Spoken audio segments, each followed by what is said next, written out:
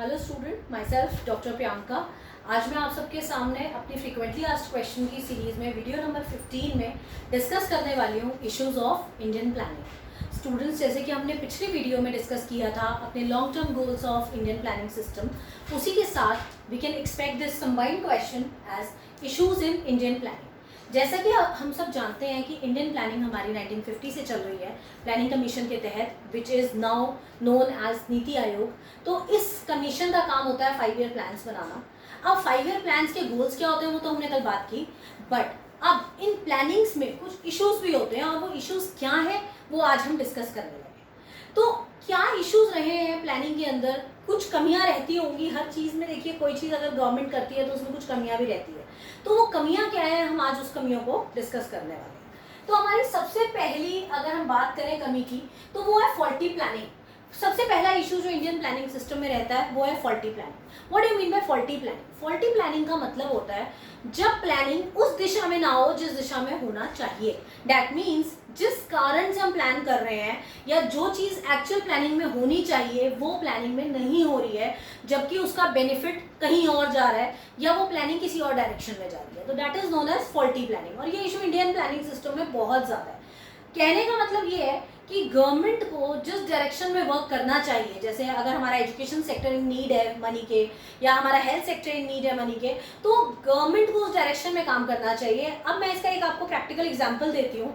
Suppose जैसे कि अभी जो हमारा एपिडेमिक पीरियड चल रहा है ये कोरोना वायरस का, कोविड-19 का, तो इसमें हम सब समझ सकते हैं कि सबसे ज़्यादा एम्फेसिस किस सेक्टर में फंड देने की है? हेल्थ सेक्टर में। नो डाउट हेल्थ सेक्टर मांगता है फंड इस टाइम पे, क्योंकि डॉक्टर्स को ड्रेसेस चाहिए अपने आप को सेफ रखने के लिए, पुलिस मेंस को अपने फैमिली को सपोर्ट करने के लिए फंड्स चाहिए। But government is not 100% devoted towards that direction. रोज हम टीवी में सुन रहे हैं कि गवर्नमेंट की तरफ से फंड नहीं आ रहा है, डॉक्टर्स को उनकी ड्रेसेस अवेलेबल नहीं है। तो that is an example of faulty planning. That means इस सेक्टर में जिसमें फंड्स की रिक्वायरमेंट है वहां पर फंड्स नहीं जा रहे हैं। तो ये एक बहुत बड़ा इशू है हमारी इंडियन प्लानिंग सिस्टम का। दूसरा हमारा इशू है लैक ऑफ फंड्स। हमारे इंडियन प्लानिंग में हमेशा से एक प्रॉब्लम रही है फंड्स की, क्योंकि जितने फंड्स रिक्वायर्ड होते हैं उतने फंड्स नहीं मिलते हैं इंडियन गवर्नमेंट के पास। अब ये तो वही जानते हैं कि उनके पास होते नहीं हैं, या वो शो ऑफ नहीं करते या आधे बीच में ही गायब हो जाते हैं। बट फंड्स की कमी हमेशा रहती है, जिसकी वजह से इंडियन जो हमारा बजट है वो हमेशा डेफिसिट में रहता है, और डेफिसिट में जाने की वजह से हमें बाहर से लोन्स भी लेने पड़ते हैं। तो this is the second issue which we can discuss about in the concept of issues in Indian planning. Moving on to the third point is more on papers. What does it mean? More on papers का मतलब है यहाँ पर कि जो Indian planning है ज़्यादातर papers के ऊपर ज़्यादा है रियलिटी में होने के बजाय। That means in real जो प्लान्स बनते हैं वो इम्प्लीमेंट नहीं होते। प्लान्स पेपर्स तक बनते हैं, सब कुछ बहुत अच्छे से डिसाइड होता है, सब कुछ फंडिंग लगती है, सब कुछ होता है, बट जब उसको एक्चुअली इम्प्लीमेंट करने की बारी आती है तो सब धराशायी हो जाता है। प्रॉपर इम्प्लीमेंटेशन इन सेंस नहीं हो पाता है। तो इम्प्लीमेंटेशन ना होने के पीछे भी बहुत सारे रीजन है, वो हम इसके आगे डिस्कस करेंगे। Fourth point is red tapism. ये भी एक रीजन है इम्प्लीमेंट ना होने का। What do you mean by red tapism? Red tapism हमारे जो पॉलिटिकल साइंस वाले बच्चे हैं वो काफी अवेयर होंगे इस वर्ड को लेके, रेड टेपिज्म, जिसको हम हिंदी में लाल फीताशाही बोलते हैं। रेड टेपिज्म का मतलब होता है एक ऐसा सिस्टम जिसके अंदर काम को लिंगर ऑन किया जाता है। आप कभी गवर्नमेंट डिपार्टमेंट में गए होंगे, तो गवर्नमेंट बैंक चले जाएं या किसी और इंस्टीट्यूशन में चले जाएं, तो आप देखेंगे वहां पर बहुत लटका लटका के की जाती हैं। मतलब अच्छा आप कल आना, परसों आना, 1 महीने बाद आना, ये अब उस अफसर को जाएगा, वहाँ से साइन होके आएगा, उसमें 2 महीने लगेंगे।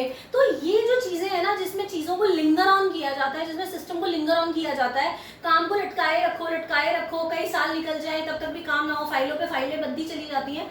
That system is known as red tapism. तो ये जो रेड टेपिज्म है ये हमारे इंडियन गवर्नमेंट के काम में भरा हुआ है, क्योंकि रेड टेपिज्म होने की वजह से ही काम लटकते हैं, और काम लटकने की वजह से हमारा जो प्लानिंग है वो खराब हो जाती है।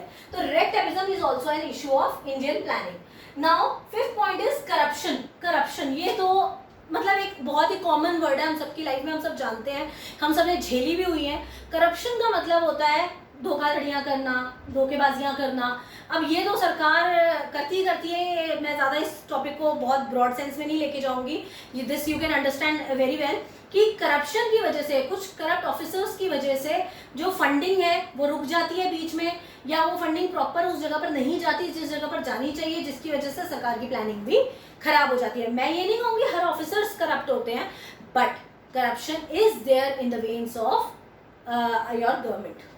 देन रिजिडिटी क्या है? रिजिडिटी का मतलब होता है किसी चीज पे अड़ जाना। अब हमारे इंडियन प्लानिंग सिस्टम में एक बहुत बड़ा फॉल्ट है कि एक बार प्लान बन गया तो उसमें हम फ्लेक्सिबिलिटी नहीं ला सकते अकॉर्डिंग टू सिचुएशन। देखिए, प्लान बनता है 5 ईयर में एक बार। अब 5 साल में जब एक बार प्लान बन रहा है तो वो अगले 5 साल के लिए बन रहा है। अब अगले 5 साल में क्या सिचुएशन आ जाए किसी को नहीं पता। अब ये क्या कोविड-19 के बारे में किसी को पता था? अब प्लानिंग तो हो चुकी है ना 2017 में जब प्लान बना। तो अब ये जो कोविड-19 का एपिडेमिक पीरियड आया हुआ है, इसके लिए कहाँ फंडिंग चाहिए, कितनी चाहिए, कैसे चाहिए, कहाँ से आएगी, किस सेक्टर में चाहिए, किसी को नहीं पता था। तो अगर हम अपनी इंडियन प्लानिंग के अंदर कुछ फ्लेक्सिबिलिटी रखते तो हम इस टाइम पे परेशान नहीं होते बिल्कुल भी। तो हमारे को प्लानिंग में फ्लेक्सिबिलिटी की बहुत ज़्यादा रिक्वायरमेंट है ताकि हम लोग इन नीड उसको चेंज कर सकें। अब इतनी रिजिडिटी होने की वजह से ये प्लानिंग फॉल्ट हो जाती है। Now last point is actual beneficiaries are different than needy. अब ये पॉइंट कहीं ना कहीं फॉल्टी प्लानिंग से मिलता जुलता है कि जो असल में जिनको बेनिफिट मिलना चाहिए वो बेनिफिट उनको नहीं मिल पाता, रैदर देन वो लोग बेनिफिट ले जाते हैं जिनको रिक्वायरमेंट नहीं है। अगर मैं एक छोटा सा ग्रीन रेवोल्यूशन से ही एग्जांपल ले लूँ तो ग्रीन रेवोल्यूशन में जो HYV सीड्स का इंट्रोडक्शन गवर्नमेंट ने किया और सब्सिडीज प्रोवाइड की फार्मर्स के लिए, उन सब्सिडीज का जो बेनिफिट था ये उन फार्मर्स को मिला जो बहुत बड़े बड़े जमींदार थे, जिन्होंने इकट्ठे HYV सीड्स के स्टॉक्स खरीद के रख लिए, जबकि मिलना चाहिए था छोटे फार्मर्स को, नीडी फार्मर्स को। तो इस वजह से जो हमारा ये जो एक्चुअल बेनिफिशरीज का कॉन्सेप्ट है ये प्रॉपरली इम्प्लीमेंट नहीं हो पाता। जो नीडी लोग हैं उनको नहीं मिलता, जो एक्चुअल बेनिफिशरीज हैं वो कोई और ही होते हैं जिनको शायद इसकी रिक्वायरमेंट है भी नहीं। तो ये था हमारा question, issues in Indian planning. Indian planning में क्या क्या कमियां रही हैं, ये क्वेश्चन डेफिनेटली आपके प्लानिंग के किसी भी क्वेश्चन के साथ कंबाइंड होकर 5 मार्कर में आ सकता है। तो आप इन पॉइंट्स को लिखेंगे तो ये मोर देन सफिशिएंट होगा।